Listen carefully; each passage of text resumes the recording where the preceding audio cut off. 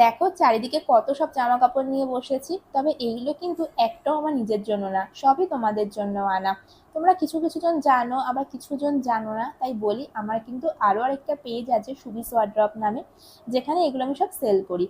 তো নতুন নতুন কালেকশন তো আসতেই থাকে, কিন্তু সামনে যেহেতু পুজো আসছে তাই চাপটা একটু বেশি।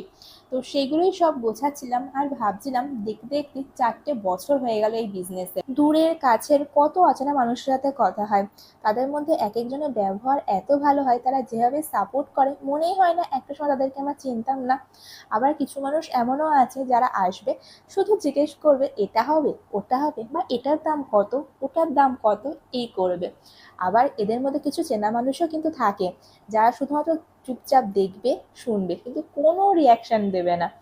তো এরকম ভাবে তো অনেক ঘটনা ঘটতেই থাকে, তোমাদের সাথে আস্তে আস্তে আমি অনেক কিছুই শেয়ার করব। তো যাই হোক, কথা বলতে বলতে দেখো এই পোর্শনটা কিন্তু আমার গোছানো হয়ে গেছে। তবে তোমরা ভেবো না আমার কালেকশন শুধুমাত্র এইটুকুনি, কালেকশন কিন্তু এখানে তোমার জাস্ট 20%ই দেখছো, বাকি 80% অন্য জায়গায় আছে। সেটা তোমাদেরকে আমি পরে আরেকদিন ঘুরে দেখাবো।